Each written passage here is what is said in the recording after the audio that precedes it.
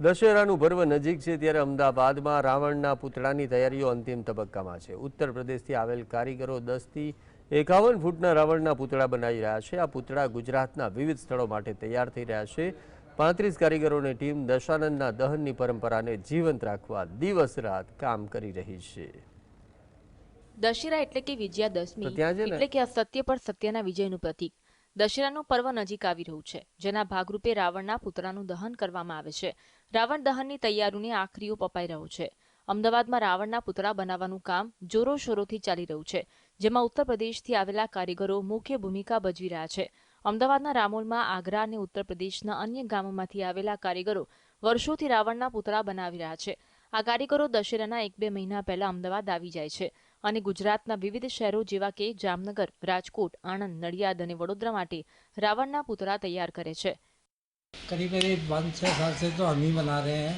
पहले उनके पिताजी बनाया करते थे और अब जो है उसमें जो रावण बनाने में कागज आता है, सुतली आती है, सन आता है, बांस भी आता है, लकड़ भी लगता है इसके अंदर। तो ये सारी मेहनतें जो अपनी करते रहते हैं, इन चीज़ों की ज़रूरत पड़ती है इस काम में।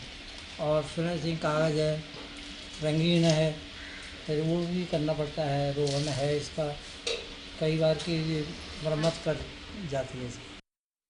રાવણના પુતળા બનાવવામાં યુપીના કારીગરનું પ્રભુત્વ રહ્યું છે અને આ કામથી તેઓ સારી કમાણી કરે છે।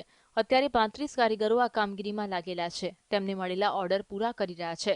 તેમાં મોટાભાગના મુસ્લિમ સમુદાયના છે, જે પેઢી દર પેઢી આ કામ સાથે જોડાયેલા છે।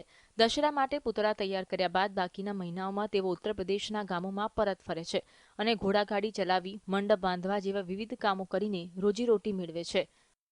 हम आगरा से आते हैं, यूपी से, और 2 महीने पहले आते हैं। 2 महीने से काम करते हैं, 2 महीने तक लगातार।